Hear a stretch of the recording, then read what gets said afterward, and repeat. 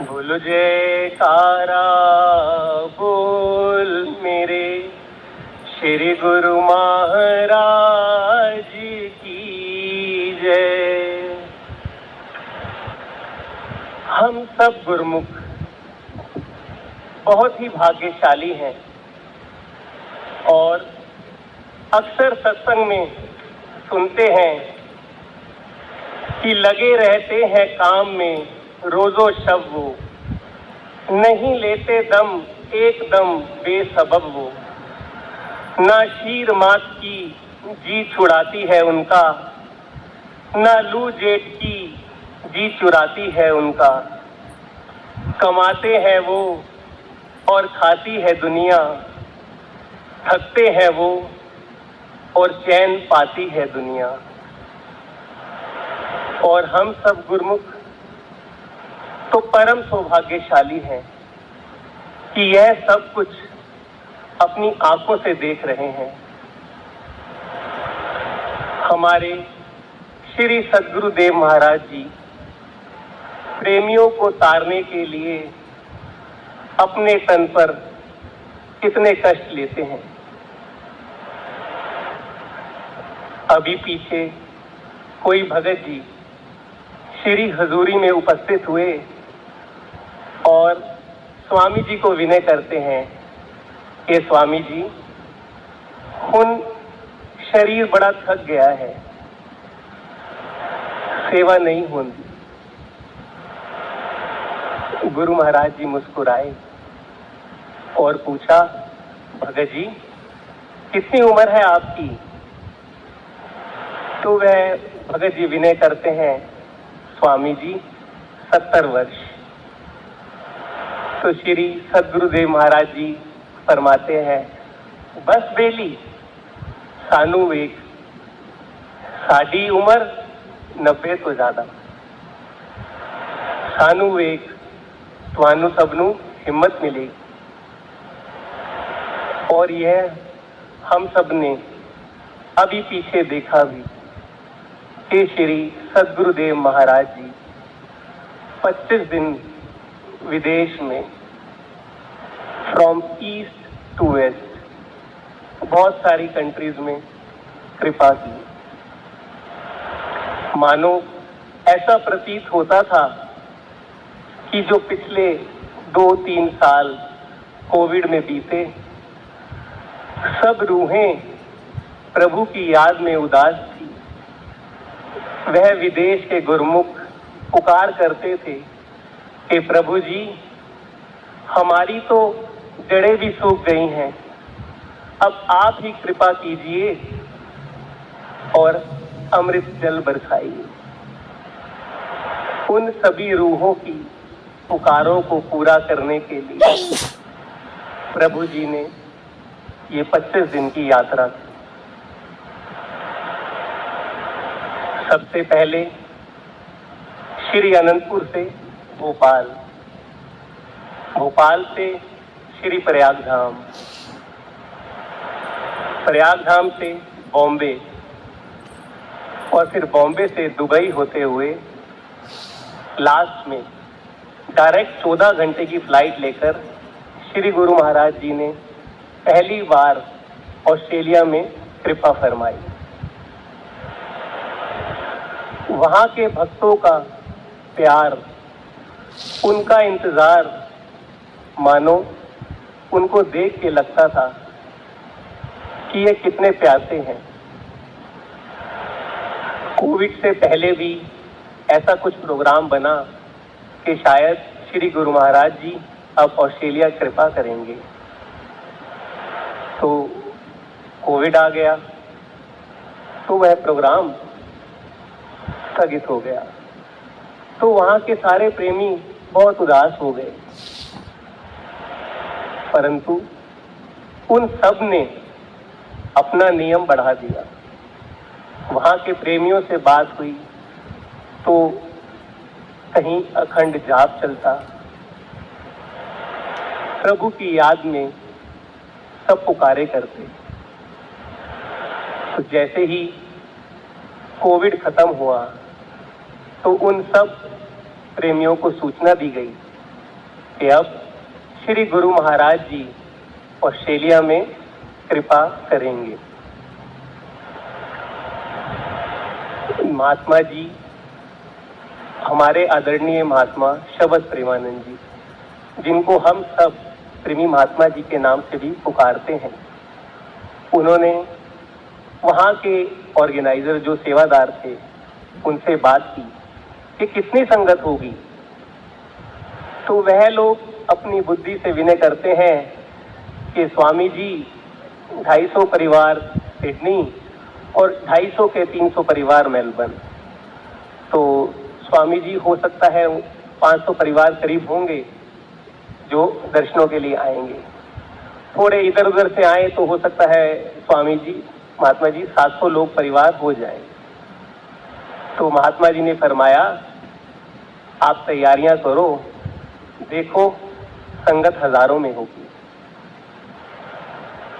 जब उन्होंने अपना रजिस्ट्रेशन ओपन करा तो वह बताते हैं कि 500, 800, 1000, 1500, 2000 और अंत में 2200-2300 संगत परिवार ने वहां रजिस्ट्रेशन करवाया।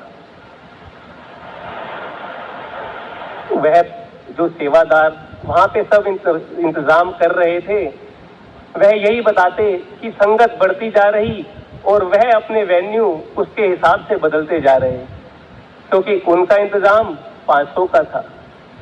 संगत बढ़ी, उन्होंने अपना वेन्यू बदला। ऐसे ही लंगर का इंतजाम, प्रभु ने आना हो तो तैयारी तो बड़ी होती है। जिस परिवार, क्योंकि वहां पे महात्मा योग सत्यानंद जी, बलराम महात्मा जी टोरंटो वाले, उनकी सेवा होती थी। तो क्योंकि वहां पे कोई बड़ी कुटिया नहीं थी तो घरों में ही सत्संग होता था। तो एक परिवार ने विनय की कि महात्मा जी, हम नया घर ले रहे हैं, लेना चाहते हैं, और हम यह चाहते हैं कि जब प्रभु जी ऑस्ट्रेलिया में कृपा करें तो प्रभु जी हमारे यहीं पर ही रहकर सब संगतों को कृतार्थ करें। तो महात्मा जी ने कहा, ठीक है, विनय करेंगे। तो उस परिवार ने वह घर परचेज किया करीबन 3 साल पहले। 1 साल कागजी कार्रवाई में लगा, 2 साल वह परिवार प्रभु के इंतजार में बैठा रहा कि कब प्रभु आएंगे और हमारे घर का मुहूर्त करेंगे। वह परिवार उस घर में सिर्फ एक कमरे पे नीचे गद्दे बिछाकर जमीन पर ही 1.5 साल सोते रहे और प्रभु का इंतजार करते और विनय करते कि प्रभु कृपा कीजिए। वो समय याद आ गया जब श्री राम जी वनवास में गए थे और भरत जी उनके इंतजार में जमीन में खड्डा खोद कर बैठे सेवा करते थे। यह विचार लेकर कि मेरे प्रभु जी जमीन पर सोते हैं तो सेवक कैसे सो सकता है, तो उसी प्रकार वह परिवार भी 1.5 साल नीचे फर्श पर गद्दे बिछाकर सोता रहा। तो जब ऐसी पुकार होती है तो एक देश तो क्या, तो प्रभु एक लोक से दूसरे लोक में भी कृपा करते हैं। वह सौभाग्यशाली दिन आया 29 अप्रैल, जब श्री गुरु महाराज जी ने ऑस्ट्रेलिया में कृपा करनी थी। रात का समय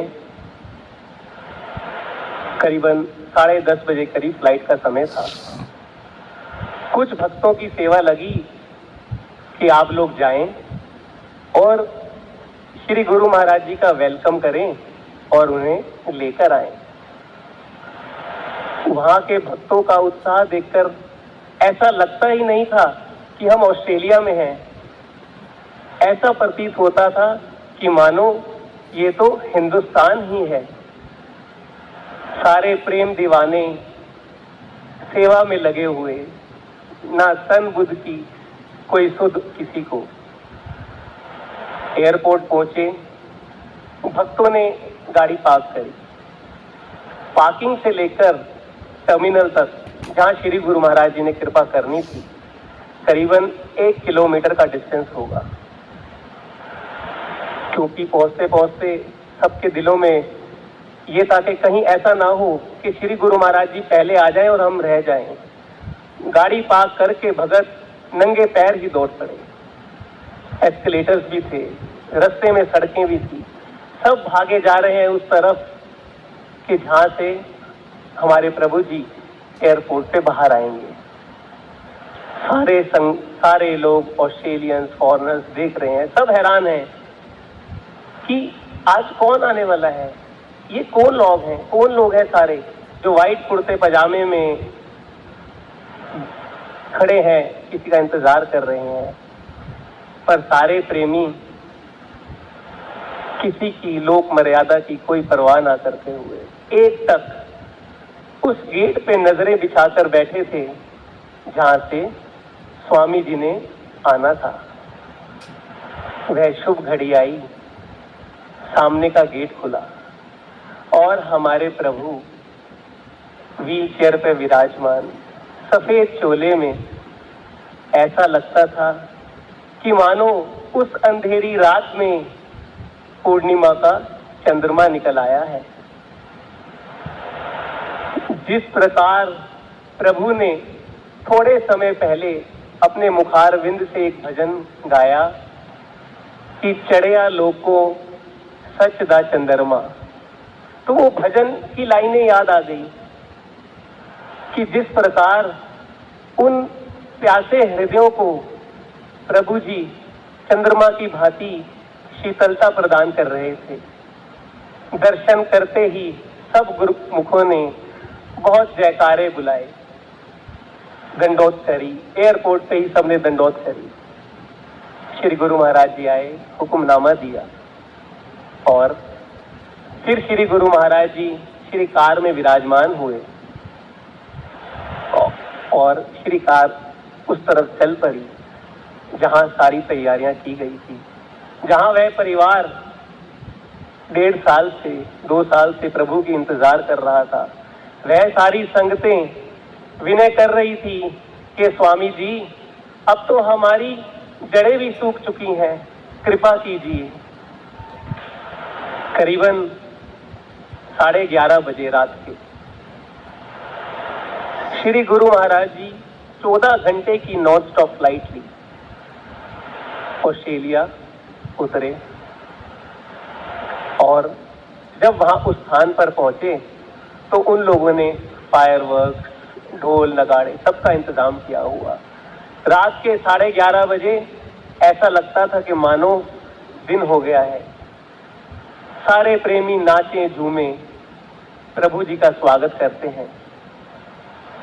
श्री गुरु महाराज जी विराजमान हुए और मुस्कुराए और फरमाते हैं, तो आप सब प्रेमियों ने हमें आखिर ऑस्ट्रेलिया बुला ही लिया। जैसे ही गुरु महाराज जी ने ये वचन फरमाए, सारे प्रेमियों ने खुशी के मारे जयकारे लगाए। सब प्रेमी खुशी से नाच रहे थे। महात्मा जी को इशारा हुआ कि सत्संग करो। एक सत्संग किया गया, फिर आज्ञा हुई कि दूसरा सत्संग करो। 2 सत्संग हुए, उसके बाद भजन हुए, सबको प्रसाद बांटा गया। प्रभु जी सबसे पूछते हैं, सबको प्रसाद मिला? सब विनय करते हैं, जी स्वामी जी मिला। उसके बाद फिर प्रभु जी इशारा करते हैं कि भजन शुरू करो। करीबन 12:30 बज चुके थे। प्रभु को देखकर ऐसा महसूस ही नहीं होता था कि प्रभु एक 14 घंटे की नॉन स्टॉप फ्लाइट लेकर आए हैं। किसी भगत से बात हुई तो वो कहता कि 12 घंटे की फ्लाइट ली ऑस्ट्रेलिया की, तो भगत जी 2 दिन लग गए होश में आने में। जेट लैग ही नहीं खत्म हो रहा था। और प्रभु को निहारते थे तो लगता था कि प्रभु तो जैसे श्री अनंतपुर धाम में विराजमान है। थकान तो थी ही नहीं। ऐसा महसूस होता था कि थकते हैं वो और चैन पाती है दुनिया। प्रेमी महात्मा जी ने समय को देखते हुए और प्रभु जी की सेहत का ध्यान करते हुए विनय की, स्वामी जी उन अंदर चलिए। तो हमारे प्रभु भोले भाव से पूछते हैं, क्यों? तो महात्मा जी ने विनय की, स्वामी जी 12:30 बज गए। तो स्वामी जी मुस्कुराए और कहते हैं, हाँ चलो। प्रभु भी अपने, ऐसा मालूम होता था कि प्रेमियों के प्यास बुझाने में लगे हुए थे। उसके बाद अगले दिन सुबह 6 बजे श्री आरती का प्रोग्राम था। श्री गुरु महाराज जी ने आरती पर कृपा की। आरती के बाद 10:30-11 बजे संगतों को श्री आज्ञा का समय था। पहला दिन मेलबर्न के लिए नियुक्त किया गया था कि जो संगतें मेलबर्न से हैं वो सारी आएं और पहले 2 दिन वो आज्ञा लें। कतारें लग गई। श्री गुरु महाराज जी सिंहासन पर विराजमान हुए। एक एक प्रेमी को प्रभु जी ऐसे निहाल कर रहे थे मानो कितने जन्मों की प्यास है जो प्रभु बुझा रहे हैं। बाहर खड़े प्रेमी जब दर्शन करके बाहर आते तो कोई किसी की आंखों में प्रेमाश्रु थे, कोई खुशी से फूला नहीं समाता था। सब एक दूसरे को बधाइयां देते थे कि सब मुबारक हो। प्रभु जी ने हम सूखती हुई टहलियों को आज फिर हरा भरा कर दिया। एक परिवार श्री चरणों में उपस्थित हुआ। उनका बच्चा करीबन 1.5-2 साल का, बहुत छोटा था। शरीर की कुछ तकलीफ थी तो वह माता पिता प्रभु जी को विनय करते हैं कि स्वामी जी यह बच्चा बीमार रहता है। श्री गुरु महाराज जी हल्का सा पलंग से आगे होते हैं और उनकी बात बड़े ध्यान से सुनते हैं। वह विनय करते हैं जैसे कि स्वामी जी कुछ पैर में तकलीफ है। तो श्री गुरु महाराज जी फरमाते हैं, सानू खोल के वखाओ। उस बच्चे का पैर देखा। इसी प्रकार वह परिवार विनय करता रहा कि स्वामी जी ये तकलीफ है, स्वामी जी ये तकलीफ है। उसको कुछ पाइप भी लगे हुए थे।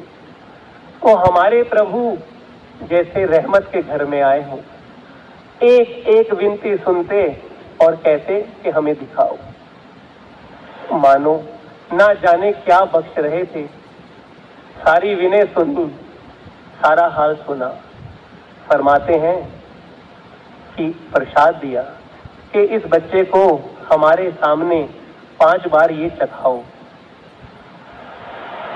उन माता पिता ने वह प्रसाद चखाया।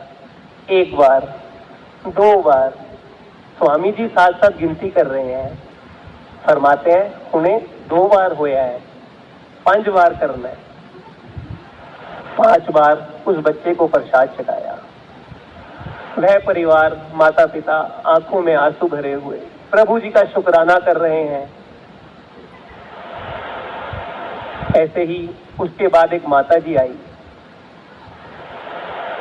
रो रही श्री गुरु महाराज जी के चरणों में, स्वामी जी मेरा बच्चा, एक बेटा है, 25 साल उसकी उम्र है, पर वो मेंटली डिसेबल्ड है।